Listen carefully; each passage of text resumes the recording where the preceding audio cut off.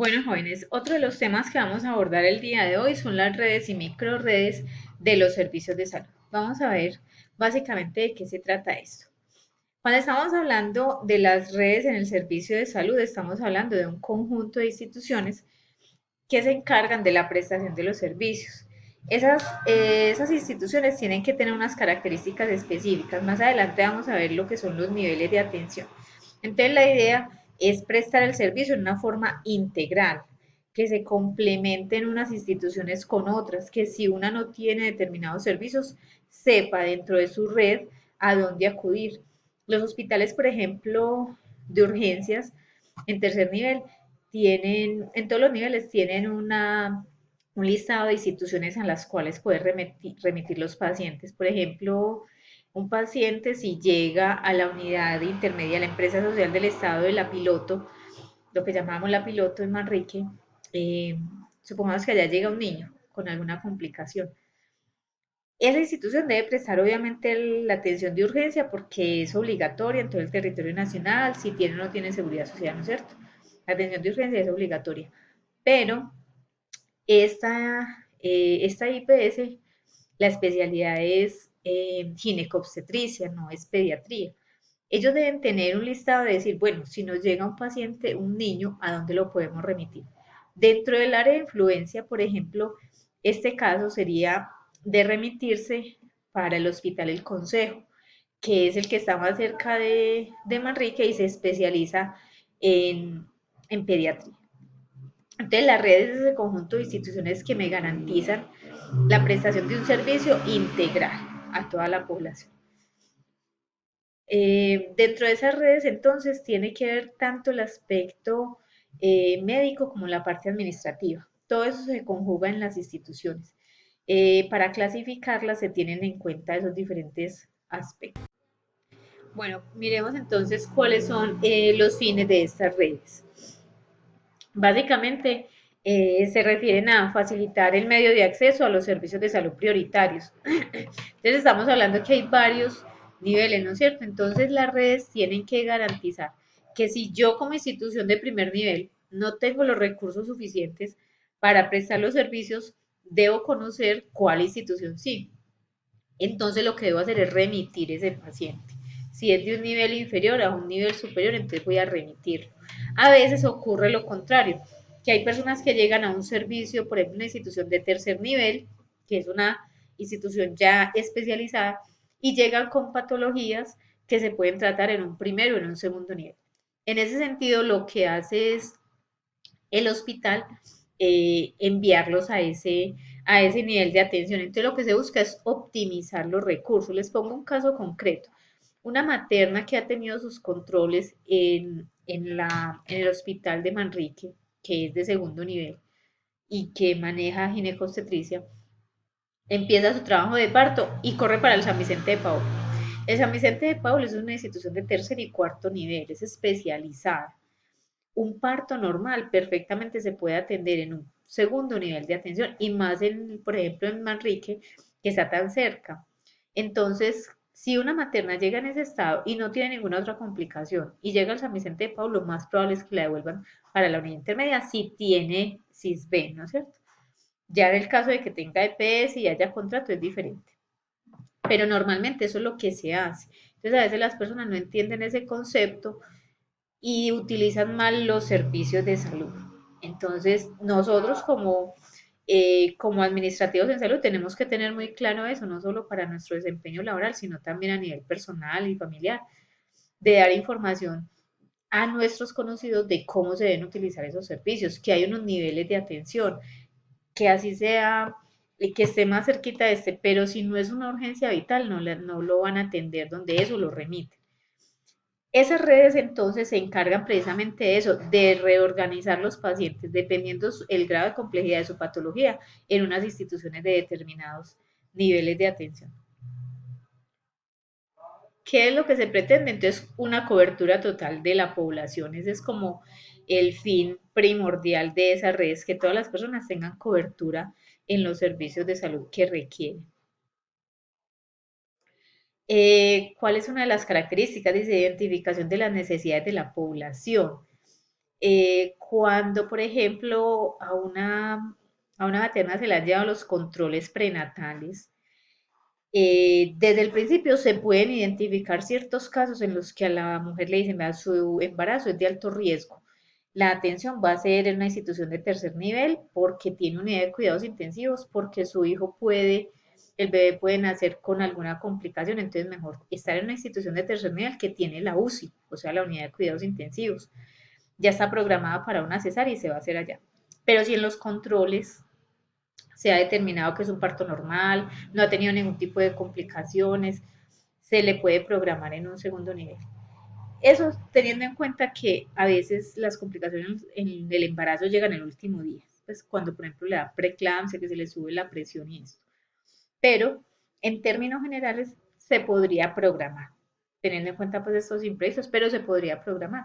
Entonces así vamos a organizar los sistemas de salud y priorizar qué población va en qué nivel para poder optimizar la atención en esas instituciones.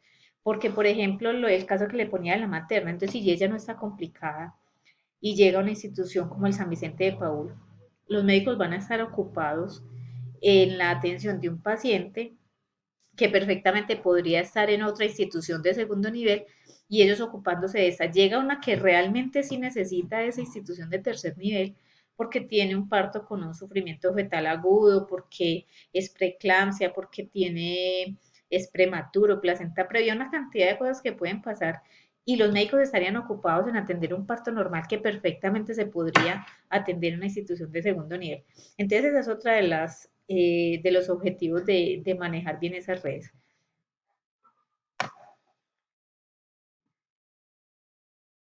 Vamos a ver otra de las funciones.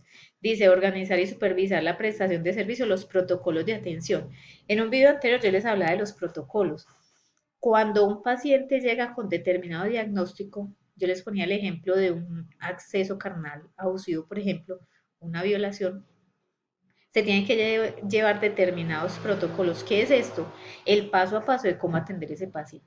Entonces hay unas reglas muy específicas que si por ejemplo es una mujer la que llega que es víctima de la violencia sexual, o sea, la idea es que la atienda una mujer, que no sea un hombre por muchas cosas, porque la descripción de lo que pasó, por el examen físico que le haga, de pronto es incómodo, entonces la idea es que preferentemente se haga por una persona del mismo sexo.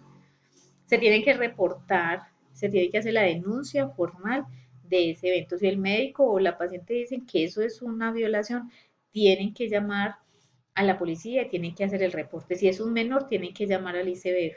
Entonces, el protocolo es ese, el paso a paso que se debe seguir en ciertas circunstancias. No es solamente para víctimas de violencia sexual. También existen protocolos, por ejemplo, y ahora con toda esta moda pues de lo que está pasando con esas enfermedades virales, hay cierto protocolo que se da, por ejemplo, cuando llega una persona con determinada enfermedad que sea contagiosa. Por ejemplo, si una persona llega a una institución de salud y se le determina que tiene TBC, o sea, tuberculosis, inmediatamente tienen que aislar la sala, el paciente, tienen que activar ciertos protocolos de cuidado, de aislamiento. Básicamente es cuando escuchamos que, por ejemplo, determinada sala está en cuarentena. Eso pasa a veces con los brotes que hay en hospitales infantiles, que pasa mucho con los niños. Entonces son unos protocolos ya establecidos que cada institución tiene que conocer y tiene que aplicar en forma obligatoria.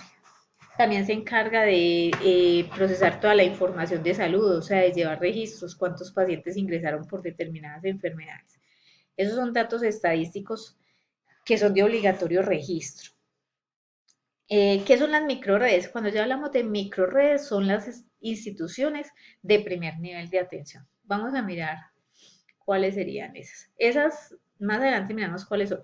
Los fines de estas microredes es garantizar básicamente el acceso a la población a ese primer nivel y fomentar la participación en el sector salud de la población.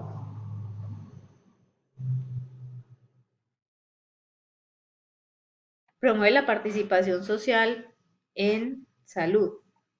Participación social, eh, que es, por ejemplo, que la comunidad tenga la opción de decir qué servicios necesitan qué es lo que requieren, qué programas de PIP o cuál es lo que está afectando más a la población para que la prestación de los servicios se enfoque en ese punto concreto.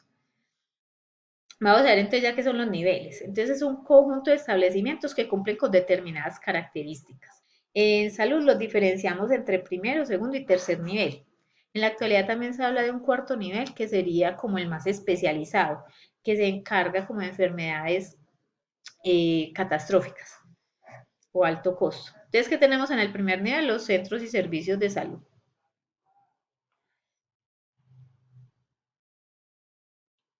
También se llama baja complejidad. Entonces, la baja complejidad maneja PIP, hay un médico general, se realiza consulta médica general, promoción y prevención. El de mediana complejidad sería un nivel 2. Aquí ya debe haber una de las siguientes especialidades, o pediatría, o cirugía general, o medicina interna, ortopedia, o ginecobstetricia, una de ellas.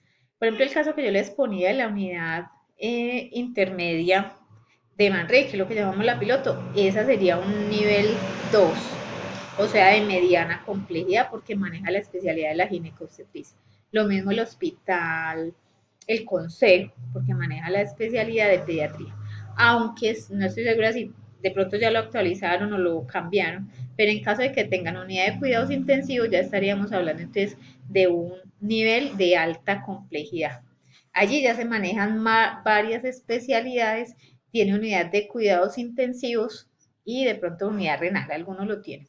El cuarto nivel que les digo que también se maneja es solamente para las enfermedades catastróficas o, o de alto costo, como algo ya especificado, ya muy concreto en el sector. Tendríamos así entonces los tres niveles de atención que se representan en este triangulito y que dice eh, cada uno de los niveles cuál es el servicio que básicamente se presta. Este tema se relaciona con el sistema obligatorio de garantía de la calidad en cuanto a lo que hablamos de la referencia y contrarreferencia, de enviar los pacientes. Si no tengo yo el servicio, debo tener una red, debo tener el listado y saber hacia dónde se va a enviar. Todo eso hace parte entonces de la calidad en la atención de servicios de salud.